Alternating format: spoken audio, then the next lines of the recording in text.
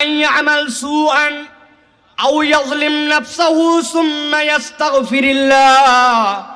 দুনিয়ার মানুষ, আমি তোমাদেরকে সৃষ্টি করলাম, সৃষ্টি করার পরে আমি আদর করে তোমাদেরকেই নিজেই ডাক দিয়েছি আইয়ুহাল ইনসান বলে।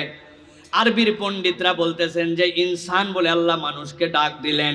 ওই ইনসান শব্দটা দুইটা ধারার থেকে আসতে পারে, দুইটা মাসদার থেকে আসতে পারে। একটা মাসদার হতে পারে নিসিয়ান থেকে, নুন সিনিয়া নুন। ওই নিসিয়ান যদি হয় তাহলে তার অর্থ হবে মানুষ হচ্ছে ভুলে ভরা। আর যদি ওইটা হামজা নুন সিন উনাসুন থেকে আসে তাহলে তার অর্থ হবে ভালোবাসায় ভরা। আল্লাহ বলছেন আমি যাকে সৃষ্টি করলাম সে যেরকম ভুলে ভরা, ঠিক একই রকম ওই বান্দাটা আল্লাহ রাব্বুল আমিন আদরেরও সৃষ্টি, আল্লাহ রাব্বুল আমিনের বড় বেশি ভালোবাসায় ভরা। ওই বান্দা ভুল করবে, কিন্তু আমি রব্বুল আমিন ওই বান্দার জন্য একটা বার্তা জানায় দিলাম। ইস্তেগফারের অনুতাপটা তার কেমন হবে? আল্লাহ বলছেন ওয়া ইয়ামাল সুআন আও ইয়াজলিম নাফসাহু সুম্মা ইস্তাগফিরিল্লাহ ইয়াজিদিল্লাহ গফুরার রহিমা।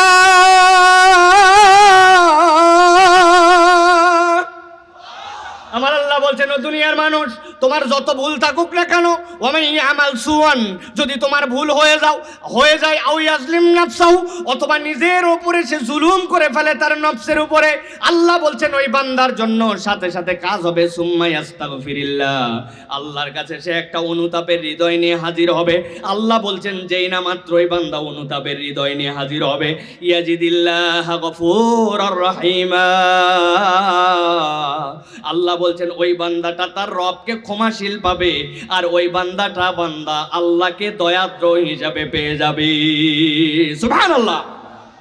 তাফসীর ইবনে আশুরের ভিতরে আল্লামা ইবনে আশুর রাহমাতুল্লাহ আলাইহি বলছেন, আল্লাহ কোরআনুল কারীমে বিভিন্ন আয়াতের শেষে রহমানুর রহিম, গফুরুর রহিম, আল্লাহ রাব্বুল আলামিন আজিজুন হাকিম বিভিন্ন কথা বলেছেন, কিন্তু আল্লাহর সবচেয়ে পাওয়ারফুল বক্তব্য গফুর আর রহিমা। এইটার মানে হচ্ছে একটা বান্দা দুনিয়াতে যতবার ভুল করুক, তার ভুল যত বড়ই হোক না কেন, যেই আল্লাহ যতবার ভুল করার পরে তার চেয়ে বেশি ক্ষমা করার যোগ্যতা রাখেন, তিনি হচ্ছেন বান্দার জন্য গফুর আর রহিমা। অতএব বান্দা যেন অনুতাপ্ত হৃদয়ে কখনো আশা না হারায়।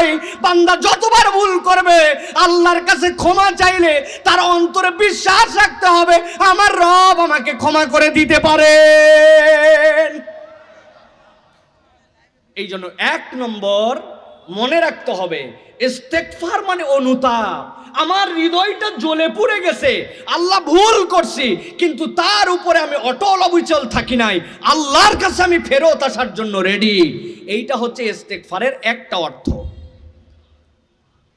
দুই নম্বরে আল্লাহ রাব্বুল আমিন বলছেন ইস্তেগফার মানে কি জানো নাকি বান্দা?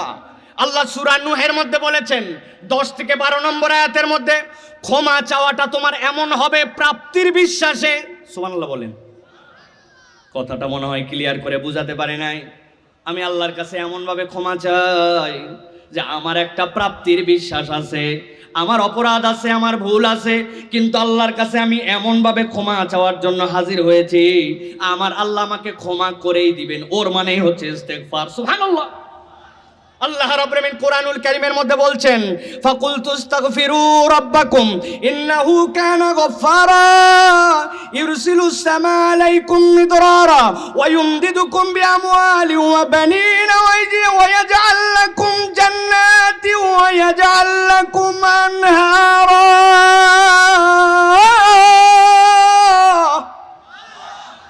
আমার আল্লাহ বলতেছে আমার নূহ এতই কান্নাকাটি করল, আল্লাহ রাব্বুল আমিনের কাছে অভিযোগ দিল, আল্লাহ কেবলমাত্র আমি দিনের বেলা তোমার বান্দাদেরকে ডাকছি এরকম নয়, ইন্নী দাউতুহুম লাইলাও ওয়া নাহারা, রাত্রে বেলাও আমি আল্লাহ বিরাম নেই নাই, কিন্তু আল্লাহ যতই ডাকছি এতই বজ্জাতের বজ্জাত, কথা শুনলেই কানের মধ্যে হাঙ্গুল দিয়ে দিছে, আমার চেহারা দেখলেই জামার আস্তিন দিয়ে মুখ ঢাকায় নিছি। আল্লাহ আমি যত ডাকছি তত বেশি তারা বেয়াদব হয়ে গেছে। আল্লাহ বলেন ও আমার নূহ এত অপরাধ করছে, এত অপরাধ করেছে, 950 বছর ডেকেছেন, কোনো বিষয় নয়। ফাইনাল তাদেরকে আরেকটা বার্তা দেন। আল্লাহ তাদেরকে বার্তা দিলেন, ওদেরকে বলতে বলেন যা অপরাধ করছিস বান্দা আমি আল্লাহ রাব্বুল আমিন সবগুলা ভুলে যাব। আপনি নবী বলে দেন ফাকুলতু আস্তাগফিরু রাব্বাকুম ইন্নাহু কানা গফফারা। একবার যদি আল্লাহর কাছে ক্ষমা চাও, এই বিশ্বাস যেন তাদের মধ্যে থাকে, আল্লাহ তাদেরকে ক্ষমা করে দিবেন। কেবলমাত্র ক্ষমা করব না, আল্লাহ বলছেন প্রাপ্তির বিশ্বাসের 3টা জিনিস হৃদয়ের মধ্যে ঢুকাই নিবা। তুমি আল্লাহর কাছে কি হিসাবে ক্ষমা চাচ্ছ আমি আল্লাহ তোমারে জানাই দেই। আল্লাহ বলছেন ইউরসিলিস সামা আলাইকুম মিদরারা, রব্বুল আলামিন তোমাদের জন্য ধন সম্পদকে বাড়ায় দিবেন। কিভাবে? আসমান থেকে রব্বুল আলামিন বর্ষণ বাড়ায় দিবেন। আল্লাহ বলতেছেন এর দ্বারা তোমাদের বৃদ্ধি পাবে। ওয়ায়ুমদিদুকুম বিআমওয়ালি ওয়া বানিন, তোমার কত সন্তান লাগবে, তোমার কত সম্পদ লাগবে। আল্লাহ বলছেন কেবল ক্ষমাই করব না, প্রাপ্তির বিশ্বাসটা হৃদয়ে ঢুকায় নে। তোর জীবনে যা লাগবে তোর ইস্তেগফার দ্বারা আল্লাহ সবগুলা তোরে মিলাইয়া দিবে। নবীজি সাল্লাল্লাহু আলাইহি সাল্লাম বলছেন যে ব্যক্তি ইস্তেগফারকে আঁকড়ে ধরে আল্লাহ তার জন্য প্রতিটি দুঃখের থেকে মুক্তির জন্য রাস্তা বের করে দেন, প্রকৃতি সংকট থেকে তাকে রক্ষা করেন, অপ্রত্যাশিত জায়গা থেকে আল্লাহ রাব্বুল আলামিন তার রিজিকের ব্যবস্থা করে দেন। অতএব 1 নম্বর অনুতাপ, আর 2 নম্বর হচ্ছে যে ক্ষমা চাওয়া প্রাপ্তির বিশ্বাসে আল্লাহ আমাকে দিবেন, এই প্রাপ্তির বিশ্বাসের নাম ইস্তেগফার। সুবহানাল্লাহ বিহামদিহি। আপনারা কি কথা শুনতেছেন ভাই?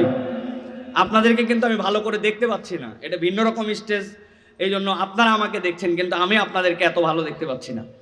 প্রিয় ভাইয়েরা, তাহলে গেল এটা হচ্ছে 2 নম্বর। এবার চলেন আমরা 3 নম্বর জায়গায় যাই। আমরা 3 নম্বরে এবার আপনাদের কাছে একটু উপস্থাপন করতে চাই। আল্লাহ রাব্বুল আলামিন বলতেছেন একটা ভিন্ন কনসেপ্ট তোমাদের কাছে ইস্তেগফারটা। সেটা কি? ইস্তেগফার হচ্ছে আল্লাহর ভাষায় স্বয়ং একটি ইবাদত। বলেন তো ভাই, জিজ্ঞাসা করব একসাথে, ইস্তেগফার আল্লাহর ভাষায় স্বয়ং একটি ইবাদত। বলেন স্বয়ং।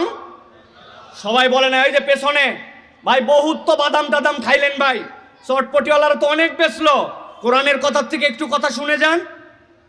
এখনো আপনি অমনোযোগী হয়ে ওই দিক হয়ে আড্ডা দিচ্ছেন, ওই কোনার দোকানে চা খাচ্ছেন, আল্লাহর কাছে জবাব দিবেন কি? এটা একটা মাজালিসুজ জিকির। তাহলে আল্লাহর কাছে ইস্তেগফার হচ্ছে একটা ইবাদত। ইস্তেগফার কি? দেখেন, খেয়াল করেন, একটা কনসেপ্টের কথা আপনাদের কাছে বলি। একজন আল্লাহর কাছে দোয়া করতেছে, আল্লাহ তুমি আমার 1 কোটি টাকা দাও, আর একটা ভালো গাড়ি দাও, জমি জমা 8-10 বিঘা দাও, আমার বাচ্চা কাচ্চাকে আল্লাহ একবারে পৃথিবীর শ্রেষ্ঠ বিদ্যাপীঠে পড়ালেখার ব্যবস্থা করে দাও, এলাকায় আমার প্রভাব পত্তি বাড়ায় দাও। যেই লোক দোয়া করতেছে এর বর্তমান বেতন 4,500 টাকা। কথার কথা বলতেছি, তার মানে তার দোয়ার সাথে আমরা বাহ্য চোখে দেখতেছি সঙ্গতিটা যেন হচ্ছে না, কিন্তু এটাই কোরআন হাদিস প্রমাণ করতেছে ওই বান্দা যতক্ষণ আল্লাহর কাছে দোয়া করছে পাওয়া প্রাপ্তিটাও সে আল্লাহর কাছে পাবে, 3 ভাবের একটা কোনো ভাব। কিন্তু যতক্ষণ আল্লাহর কাছে দোয়া করছে এই দোয়াটা স্বয়ং একটা ইবাদত হিসেবে পরিগণিত হয়েছে। হাসরের দিনে এই চাওয়ার হিসাব পরে আল্লাহর কাছে, কিন্তু যে চাচ্ছিল এই চাওয়াটাকে ইবাদত হিসেবে আল্লাহ রাব্বুল আলামিন কবুল করবেন। সুবহানাল্লাহ। প্রিয় ভাইয়েরা, ঠিক একই রকম ইস্তেগফার কেবল আমার ক্ষমা চাওয়া না, ইস্তেগফার স্বয়ং একটা ইবাদত। বান্দা যখন ইস্তেগফার করে বান্দা তখন নামাজ, রোজা, হজ, যাকাতের মতোই, দান সাদাকার মতোই একটা ইবাদত করে। সুবহানাল্লাহ বিহামদিহি। আমার কথা নয়, আল্লাহ রাব্বুল আলামিনের কথা। আল্লাহ রাব্বুল আলামিন বলছেন সূরা হুদের 3 নম্বর আয়াতের মধ্যে, وأن استغفروا ربكم ثم توبوا إليه يمتعكم متاعا حسنا إلى أجل مسمى। আল্লাহ রাব্বুল আলামিন ইস্তেগফারকে ইবাদত বানালেন, বান্দা যখন আল্লাহর কাছে ইস্তেগফার করতে থাকে, এটাও বান্দার আমলনামার মধ্যে স্বয়ং একটা ইবাদত হয়। এই ইবাদতটা এমন ইবাদত হয় যে ইবাদতটা আল্লাহর কাছে যে বান্দা বলতে পারবে, আল্লাহ তুমি আমারে ক্ষমা করছো কি করো নাই আমি জানি না, আল্লাহ আমার গুনাহ অনুযায়ী আমার ইস্তেগফার যেটা করেছিলাম সেইটা তোমার কাছে কবুলিয়াতের দরজা পেয়েছে কিনা আমি জানি না, তবে তুমি আমাকে দায়িত্ব দিয়েছিলে ইবাদত হিসাবে ইস্তেগফার করার, আমি ইস্তেগফার করেছিলাম, ওইটাতে আমি কমতি করি নাই, অতএব আমার ইস্তেগফারটা যদি ইবাদত হয় আর সেইটা আল্লাহর কাছে কবুল হয়ে যাবে। আর আল্লাহর কাছে আল্লাহর নবী বলছেন একটা ইবাদত কবুলের দ্বারা অর্ধেকটা হয়তোবা খেজুরের দান করার আমলের দ্বারাও আল্লাহ বান্দাকে হাসরের দিনে কারণ খুঁজে খুঁজে ক্ষমা করে দিবে। এই জন্য আল্লাহ রাব্বুল আলামিন বান্দাদেরকে এরপরে শিখাচ্ছেন, বান্দা তোমার ইস্তেগফার তোমার জন্য, অনুতাপ তোমার ইস্তেগফার তোমার জন্য, আল্লাহ রাব্বুল আলামিনের কাছে ক্ষমা চাওয়া প্রাপ্তির বিশ্বাসে তোমার ইস্তেগফার তোমার জন্য আল্লাহর কাছে ইবাদত। এরপর আল্লাহ বলছেন, ও আমার নবী আমার বান্দাদেরকে জানায় রাখেন, ও ইস্তেগফারের চতুর্থ একটা হালত আছে বান্দার জীবনে। কি হালত? আল্লাহ বলতেছেন নবী আপনি জানান, বান্দা যখন ইস্তেগফার করে এই ইস্তেগফারটা বান্দার আমল নামায় একটা জিকির হিসাবে যুক্ত হয়। সুবহানাল্লাহ, কত কনসেপ্ট শুনেছি যে আমার জিকির আছে সুবহানাল্লাহ, আলহামদুলিল্লাহ, আল্লাহু আকবার, লা ইলাহা ইল্লাল্লাহ, কিন্তু আল্লাহর কাছে আমার ইস্তেগফার একটা জিকির হতে পারে, এটাও আল্লাহ রাব্বুল আলামিন কোরআনুল কারীমের মধ্যে বলেছেন যে বান্দা তুমি ইস্তেগফার করতেছো তোমার কারণে, আর আমি রব্বুল আলামিন আমলনামায় লিখতেছি আমার বান্দা জাকিরিনদের মধ্যে অন্তর্ভুক্ত হয়ে গেছে। সুবহানাল্লাহ, আমার কথা নয়, আল্লাহ রাব্বুল আলামিন সূরা আল ইমরানের মধ্যে আল্লাহ রাব্বুল আলামিন 135 নম্বর আয়াতের মধ্যে আল্লাহ এই কনসেপ্টটা বান্দাকে জানাচ্ছেন। আল্লাহ বলছেন ওয়াল্লাযীনা ইযা ফাআলু ফাহিশাতান আও যালামু আনফুসাহুম যাকারুল্লাহা ফাস্তাগফারু লিযুনুবিহিম ওয়া মান ইয়াগফিরুয যুনুবা ইল্লাল্লাহ।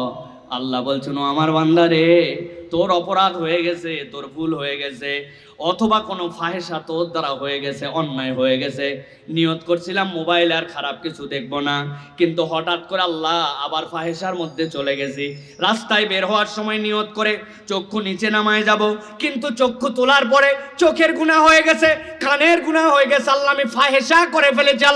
আল্লাহ বলছেন নবী আপনি জানান, ওয়াল্লাযীনা ইযা ফাআলু ফাহিশাতান আও যালামু আনফুসাহুম যাকারুল্লাহ,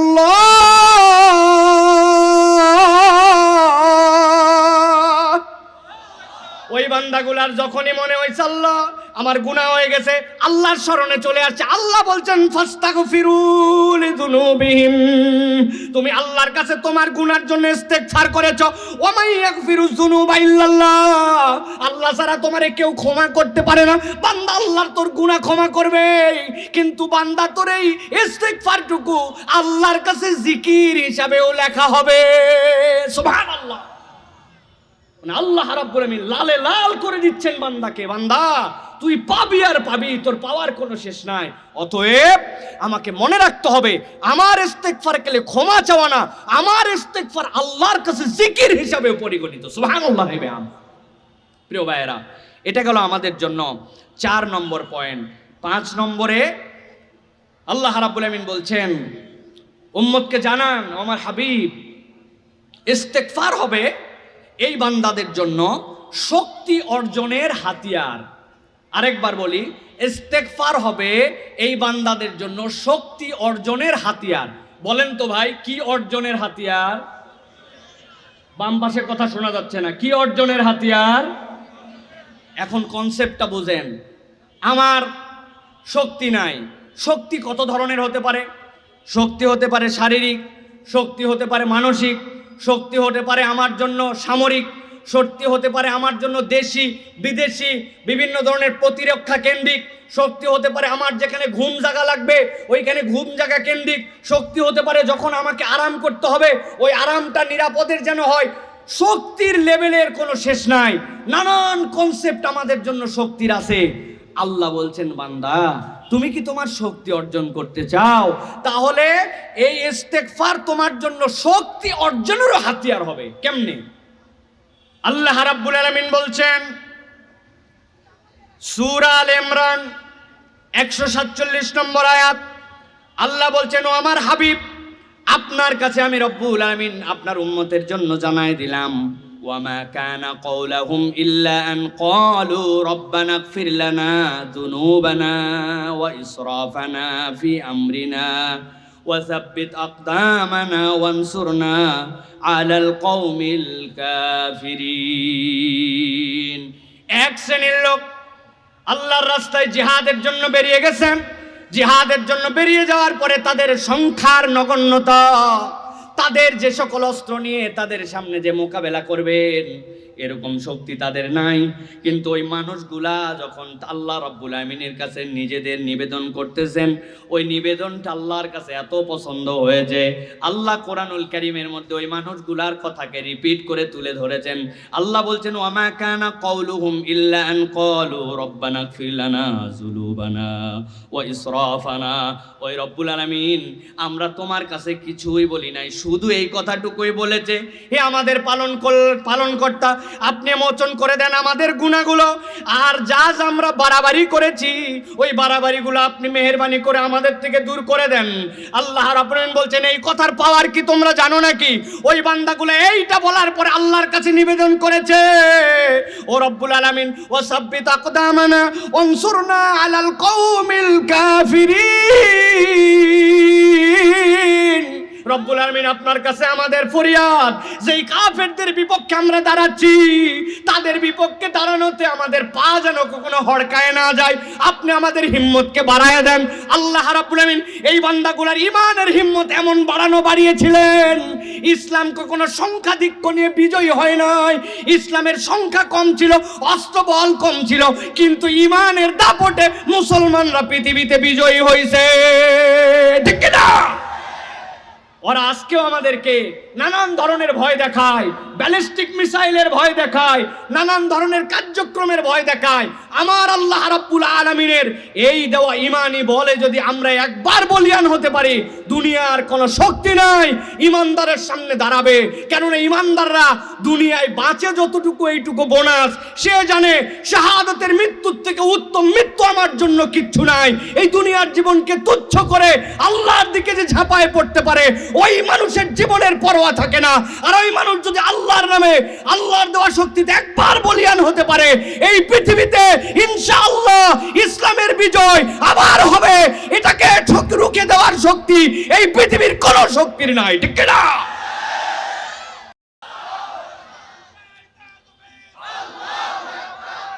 প্রিয় ভাইয়েরা, যা বলতেছি আবেগে গায়ের জোরে বলতেছি না। যখন লিবিয়াতে ফ্রান্সের সাথে যুদ্ধ চলছিল, মুজাহিদরা যখন সামনে থেকে যুদ্ধ করছিলেন, তাদের এক একজনার বীর দর্প সাহস দেখে সেই সকল ইউরোপীয় সৈন্যরা ভয় পেয়ে গেছে।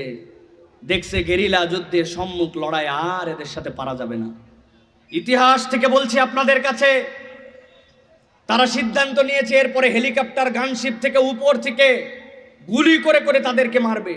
আমিরুল মুজাহিদিনের কাছে তখন তারা গিয়ে বলেছে, আমির, এতদিন পর্যন্ত কোনো রকম টিকেছিলাম, কিন্তু এখন ওরা সিদ্ধান্ত নিছে নিচ থেকে আর মারবে না, যা মারবে উপর থেকে আমাদেরকে মারবে। আমাদের যে বন্দুকের রেঞ্জ এটা এই পর্যন্ত যায় না। আমিরুল মুজাহিদিন জিজ্ঞেস করেছেন, ওরা তো উপর থেকে তোমাদেরকে মারবে বাবা, কত উপর থেকে? বলে অনেক উপর থেকে, আমাদের বন্দুক হাতে পায় না, এই পর্যন্ত মিস আমাদের যা আছে এই রেঞ্জের বাইরে। কয় আরে বাবা কত উপর? কয় অনেক উপর। কয় আমি জিজ্ঞাসা করতে চাই, যারা উপর থেকে আমাদেরকে মারবে এরা কি আল্লাহর আরশের উপর থেকে না নিচ থেকে? ওরা তখন বলছে, আপনি কি বলেন, আল্লাহর আরশের উপর আবার কেমনে যায়? বলে যেই শক্তি, যেই মুজাহিদদের ঈমানের সাথে আল্লাহর আরশে আজিমের কানেকশন আছে, যাদের রব, যাদের মালিক, যাদের খালিক, যাদের মাওলা আল্লাহ রাব্বুল আলামিন আরশে আজিমের অধিপতি, দুনিয়ার কোন শক্তি যদি আরশে আজিমের উপরে উঠতে না পারে, তাহলে দুনিয়ার কোন শক্তি আরশে আজিমের গোলামদেরকে দুনিয়াতে পরাজিত করতে পারবে না। কি লাগবে এর জন্য? এর জন্য আল্লাহ বলতেছেন শক্তি অর্জন করতে হবে। শক্তিটা কিসে আসবে? ইস্তেগফারে আল্লাহর কাছে বান্দা এমন ভাবে নিজেকে বিসর্জন করে দিবে যে আল্লাহর ওই বান্দা ইনোসেন্ট বান্দা হয়ে যাবে। ওই বান্দাকে সাহায্য করা আল্লাহ রাব্বুল আমিন নিজের জিম্মাদারিতে নিয়ে ফেলবেন। সুবহানাল্লাহ। প্রিয় ভাইয়েরা, তাহলে ইস্তেগফার আমার শক্তি অর্জনের উপায়। অনেক ছাত্র ভাইয়েরা আছে, হুজুর পড়ায় মন বসে না, শরীর চলে না, গা ঝিনঝিন করে, কি কারণে শরীর ম্যাজ ম্যাজ করে বুঝি না। আমি আপনাকে প্রেসক্রিপশন দিলাম, আমার প্রেসক্রিপশন নয়, সালাফদের থেকে জেনে বুঝে বলতেছি।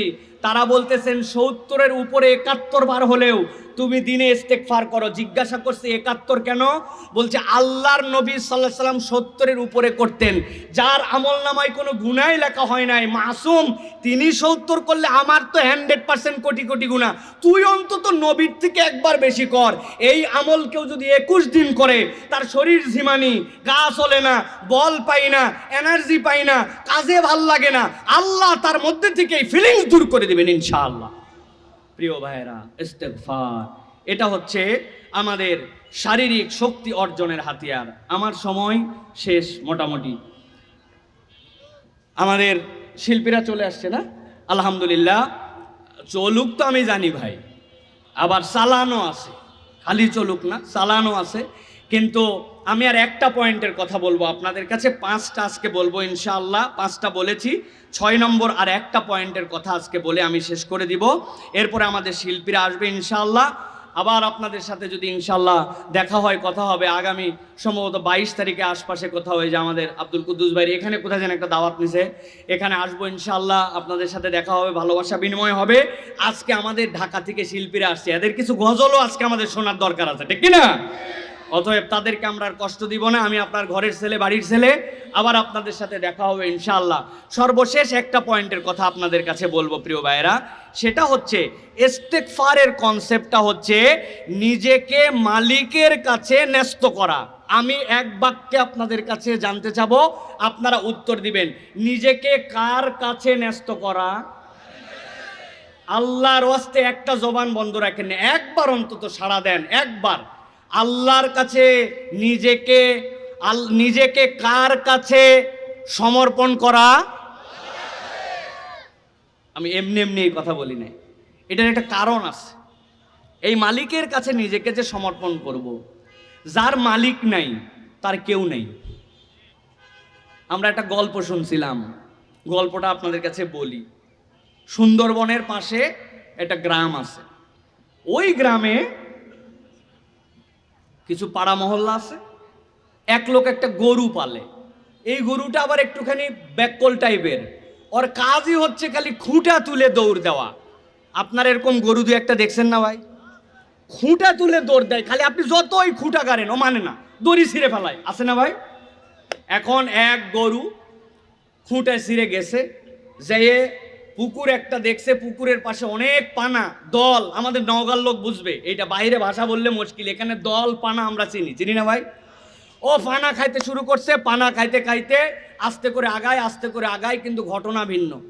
ওই পানাগুলা পানির উপরে ভেসে নাই, ওই পুকুরওয়ালা পুরা পানি শেষে, মধ্যে একটা বন্যা গেছে, পুকুরে 2.5-3 হাত ক্যাদগেদা আঠাল মাটির কাদা, পলির কাদা, ওর উপরে পানা হইছে। বাইরে বাই শক্তি পাইয়া ওই পানা খেতে খেতে আস্তে করে আবেগে যাইতে মাছ বরাবর যখন গেছে, 2-1 পা তোলার চেষ্টা করছে, আর ফস ফস ফস ফস কইরে এমন ঢুকছে, যতই হামলায় আর যতই ওঠে, ওই আঠার মতো কাদা, ওই কাদাতে গেছে আটকায়। অনেক চিল্লাচিল্লি করে দেখছে যে আমার ওঠার কোনো শক্তি নাই, সব এনার্জি শেষ।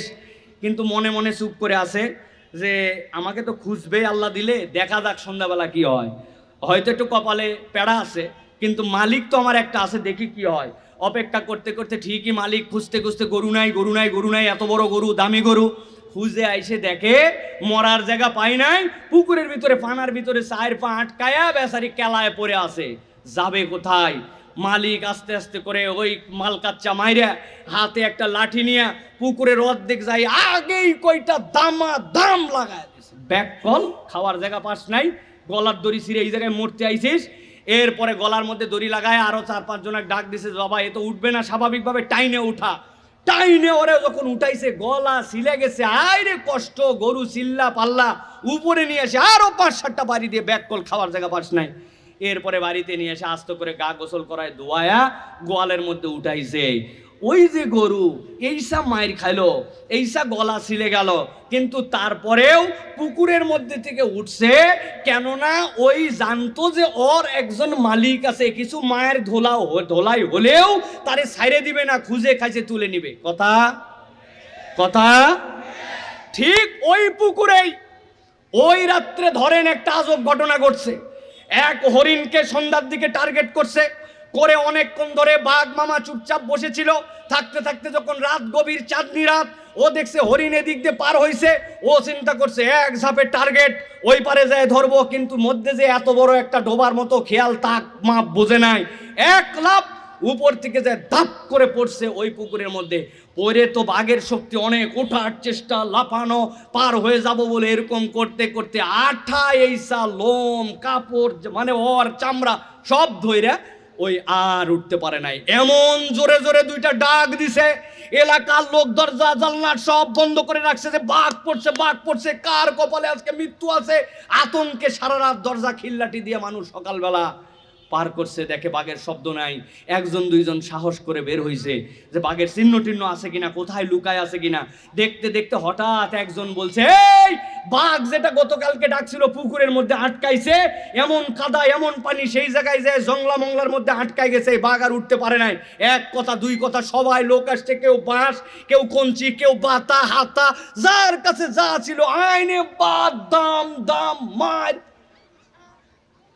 হঠাৎ করে এক মহিলা আসছে, কাঁকালে করে এক বাচ্চা নিয়ে এসে বলছে, বাবা বড় হলে আবার বাঘ পায় কি না পায়, এ বাচ্চা বড় হয়ে যেন বলতে পারে যে ওই বাঘ মারছিল, একটু কোলেত করে নিয়ে যেটা বাড়ি দিত, বা আমার বাচ্চা যেন বড় হয়ে একটা গল্প করতে পারে যে আমার বাচ্চা কোলেত থাকতো বাঘ মারছিল।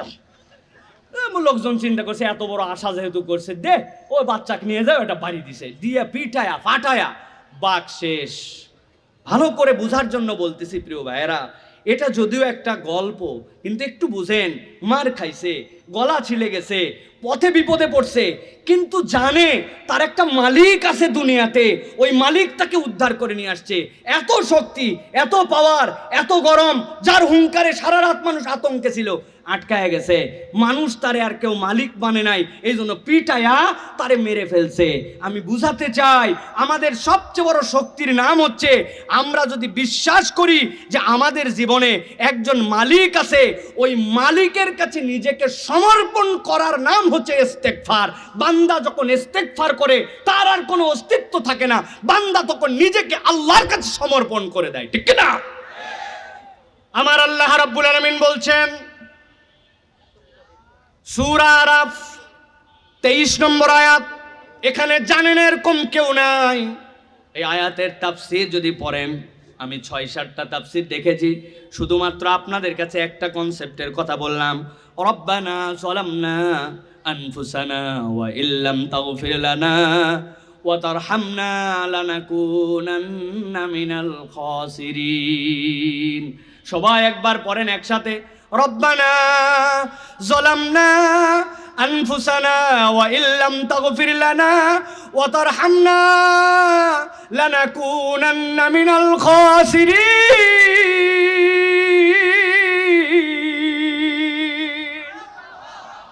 আল্লাহ বলছেন, বান্দা আমার কাছে উপস্থাপন করেছে, ও আমার রব, এই দোয়াটা শিখাই দিচ্ছেন আল্লাহ রাব্বুল আলামিন। ভালো করে বোঝেন, যিনি দোয়া শিখাচ্ছেন তিনিও আল্লাহ, যিনি কবুল করবেন তিনিও আল্লাহ, যেই ভাষাটা দিয়েছেন তিনিও আল্লাহ। এই দোয়া মিস হওয়ার সম্ভাবনা নাই। আল্লাহ বলছেন, তুমি নিজেকে আমার কাছে সমর্পণ করতেছো। আই রব, আমি আমার অন্তরের প্রতি জুলুম করেছি, ওয়া ইল্লাম তাগফির লানা, আপনি যদি আমাকে ক্ষমা না করেন, ওয়া তারহামনা, আমার প্রতি যদি দয়া না করেন, লানাকুনান্না মিনাল খাসিরিন, নিশ্চিতভাবে আমি ক্ষতিগ্রস্ত হয়ে যাব, তার মানে আমার যাবতীয় অস্তিত্ব আপনার কাছে আমি সমর্পণ করে দিলাম।